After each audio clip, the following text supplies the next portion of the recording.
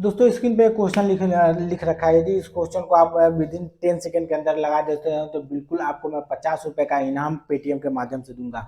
तो दोस्तों यहाँ क्वेश्चन पूछ रखा है कि किसी वस्तु को 56 रुपए में बेचने पर उतना प्रतिशत लाभ होता है जितने वस्तु का क्रय मूल्य है। दोस्तों इस क्वेश्चन को लगाने को ऐसे कई सारे तरीके हो सकते हैं, लेकिन मैं जो तरीका बताऊंगा उसकी मदद से आप 10 सेकंड के अंदर लगा सकते हैं। यदि आप ये तरीका देखने से पहले यदि जानते हैं तो ईमानदारी से आप कमेंट बॉक्स में करिए, मैं आपके पेटीएम में 50 रुपए भेजूंगा। ठीक है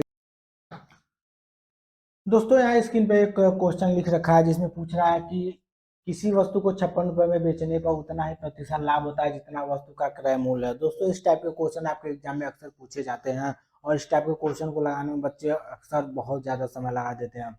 दोस्तों आज मैं इसको लगाने का एक बहुत ही आसान तरीका बताऊंगा जिसकी मदद से आप विद इन 10 सेकेंड के अंदर आप जो है अपने क्वेश्चन को सॉल्व कर पाएंगे। तो सबसे पहले देखते हैं कि क्वेश्चन क्या है। तो दोस्तों क्वेश्चन में इसमें क्या होता है, पूछ लेता है कि किसी वस्तु का मूल्य इतना है, ठीक है, इतने रुपए में बेचने पर उसको उतना ही प्रतिशत लाभ होता है जितना वस्तु का क्रय मूल्य है। दोस्तों इस क्वेश्चन में कुछ नहीं करना रहता है, सिंपल आपको करना क्या है, जैसे कि यहाँ दे रखा है कि वस्तु को 56 रुपए में बेचने पर उतना ही प्रतिशत क्या होता है, लाभ होता है जितना वस्तु का क्रय मूल्य है। तो सिंपल आपको कुछ नहीं करना है, आपका जो है 56 दे रखा है, 56 के क्या करने हैं, तो करने हैं दो फैक्टर करने हैं जिसमें क्या, जिनका अंतर क्या होना चाहिए, इनका अंतर आपका क्या होना चाहिए, इनका अंतर क्या हो जाना चाहिए आपका 10 होना चाहिए। ठीक है, इनका अंतर क्या होना चाहिए, 10 होना चाहिए। तो यदि आप 56 का फैक्टर करेंगे तो आपको दो फैक्टर मिलेंगे जिनका अंतर क्या हो जाएगा आपका 10 आएगा, यानी कि 14 गुणे 4, यानी 14 चौका 56 होता है। इसके अलावा कोई ऐसा फैक्टर आपको नहीं नजर आएगा जिनका अंतर क्या हो 10 हो। यहाँ देखिए कंडीशन कुछ नहीं करना है आपको, दो फैक्टर करने हैं, सिंपल क्या करना है, दो फैक्टर करने हैं, दो फैक्टर करने हैं। और जिसमें क्या होना चाहिए आपका अंतर जो होना चाहिए, फैक्टर के बीच का जो अंतर होना चाहिए वो 10 होना चाहिए। और यदि आपको क्या पूछ रहा है यहाँ पे, वस्तु का सीपी यानी क्रय मूल्य पूछ रहा है, तो देखिए कुछ नहीं करना है, लग गया सवाल, बस खत्म। कुछ नहीं करना है यार, बस लग गया, देख लो लग गया, कुछ नहीं है, देखो ना। नहीं समझ में आ रहा, देखो कुछ नहीं करना है, देखो हो गया आंसर, खत्म, टाटा बाय बाय, कुछ नहीं है। एक बार और देखिए हो क्या रहा है। पहले सवाल देखते हैं, पूछ रहा है कि किसी वस्तु को 56 रुपए में बेचने पर उतना ही प्रतिशत लाभ होता है जितना वस्तु का क्रय मूल्य है। सिंपल इसमें क्या करते हैं हम, आपको क्या पूछा, सीपी पूछ रहा है ना, सीपी पूछ रहा है, तो सिंपली आप क्या करते हैं कि जो जो यहाँ पे मूल्य दे रखा है, रुपए में दे रखा है, उसका क्या करेंगे हम, दो फैक्टर करेंगे, दो फैक्टर करेंगे, और वो भी ऐसा फैक्टर करेंगे जिसके बीच का अंतर जो हो वो क्या हो, 10 आए। ठीक है, अंतर जो है वो क्या आ जाए आपका 10 आ जाए। तो इसका सिर्फ एक ही फैक्टर है, 14 गुणे 4, 14 चौका 56 होता है। और इसमें जो सबसे छोटी वाली संख्या होती है उस पर हम लोग क्या लगा देते हैं, जीरो, और वही हो जाता है आपका सीपी यानी कि कॉस्ट प्राइस। देखिए इससे आसान तरीका इस सवाल को लगाने का और नहीं हो सकता है। ठीक है, एक सवाल और देखते हैं इसी पर। दोस्तों स्क्रीन पे यहाँ एक सवाल और हमने लिख दिया है जिसमें पूछा है कि एक कुर्सी को 75 रुपए में बेचने पर, कितने रुपए में, 75 रुपए में बेचने पर उतने ही प्रतिशत लाभ होता है जितने की वस्तु का मूल्य है। तो वस्तु का क्रय मूल्य ज्ञात करिए। दोस्तों इसमें भी कुछ नहीं करना है आपको, आपको क्या लेना है, कितना दे रखा है 75 रुपए, तो सिंपल आपको 75 की क्या करने हैं, दो फैक्टर करने हैं जिनका अंतर क्या होना चाहिए आपका 10 होना चाहिए। ठीक है, तो इनका अगर फैक्टर करेंगे तो सिर्फ आपको एक ही फैक्टर मिलेगा जो होगा आपको 15 गुणे 5, 15 5 75। ठीक है, और हमने आपको बताया जो छोटी वाली संख्या उसके भी नीचे आप लगा दीजिए जीरो, और वही हो जाएगा आपका आंसर। ठीक है, तो है ना आसान तरीका, बहुत ही यूनिक तरीका, बहुत ही बेहतर कॉन्सेप्ट है।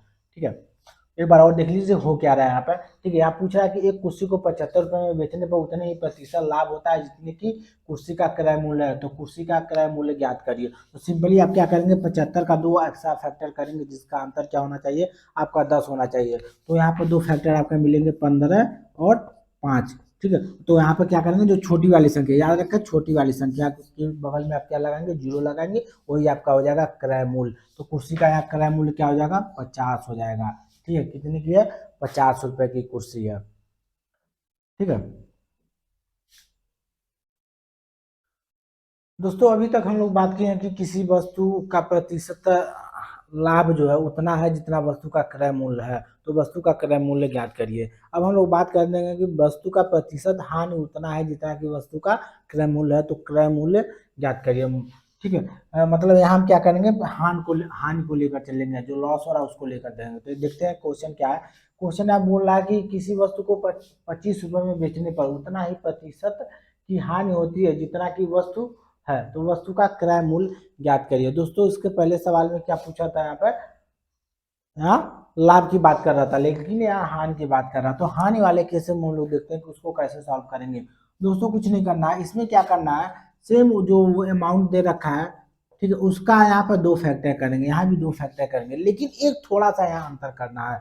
वहाँ क्या पूछ रहा था कि दोनों का अंतर पूछ रहा था, अंतर जो था वो क्या था, 10 के बराबर था। लेकिन यहाँ क्या है, दोनों का ज्वाइंट यानी जोड़ करने पर जो है 10 आना चाहिए। ठीक है, इनका जो जोड़ होना चाहिए वो क्या होना चाहिए, आपका 10 होना चाहिए।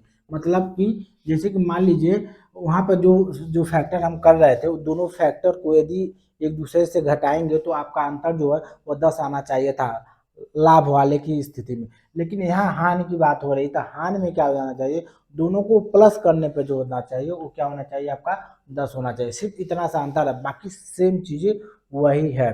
ठीक है, कुछ नहीं करना है आपको।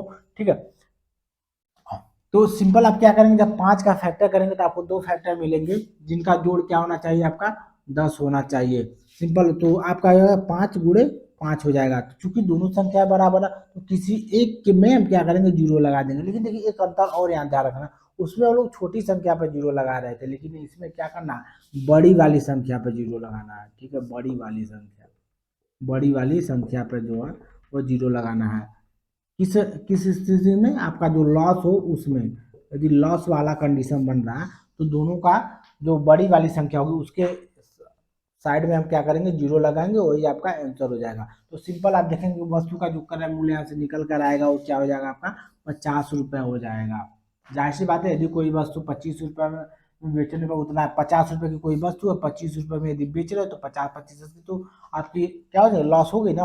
आप 50 रुपये की वस्तु भी है, तो वही सवाल पूछ रहा है यहाँ पे कि वस्तु का क्रय मूल्य ज्ञात करिए, तो क्रय मूल्य इसका क्या हो जाएगा, आपका 50 रुपया हो जाएगा। ठीक है, एक सवाल और देखते हैं।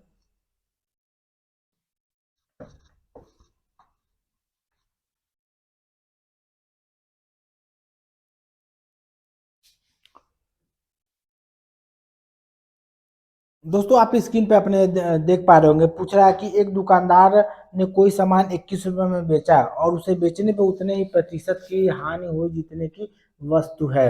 आपके स्क्रीन पे क्वेश्चन शो कर रहा होगा कि एक दुकानदार ने किसी वस्तु को 21 रुपये में बेचा और बेचने के बाद उसको उतने ही प्रतिशत की हानि हुई जितने की वस्तु है, तो वस्तु का क्रय मूल्य ज्ञात करिए। तो सिंपल हमने बताया, आपको कुछ नहीं करना है, आपको क्या करना है, यहाँ पर 2 फैक्टर करने हैं। 21 है, 21 का 2 फैक्टर करना है, लेकिन ऐसे फैक्टर करना है जिनका जोड़ आपका क्या होना चाहिए, 10 आना चाहिए। तो यदि आप इसका जोड़ आपको इसका फैक्टर निकालेंगे तो आपका आ जाएगा 7 × 3, इनको जोड़ेंगे तो आपका 10 आएगा। कंडीशन पूरा हो रहा है। उसके बाद में आप क्या करेंगे, जो बड़ी वाली संख्या है उसके बगल में आप लगाएंगे जीरो, और यही आपका हो जाएगा आंसर। आने की 70 रुपये की वो क्या थी, वस्तु थी, और उसको कितने में बेचा गया है, 21 रुपये में बेचा गया है। तो जब 21 रुपये में उसको बेचा गया है तो 70 रुपये की क्या हो गई है, 70% की क्या हो चुकी है, उसमें लॉस हो चुकी है। तो ये हो गया आपका आंसर। दोस्तों आपके लिए एक होमवर्क क्वेश्चन मैं यहाँ लिख रहा हूँ, क्वेश्चन आपके स्क्रीन पे दिखाई दे रहा है और आप क्वेश्चन को सॉल्व करके लाएंगे। और यदि जो फर्स्ट 3 कमेंट आपके आएंगे, सही आंसर आएंगे, उनके मोबाइल में मैं 20-20 रुपये का पेटीएम अवश्य करूँगा। तो आप सवाल को सॉल्व करिए और कमेंट बॉक्स में अपना राइट आंसर लिखिए। क्वेश्चन जो है आपके स्क्रीन पे दिखाई दे रहा है।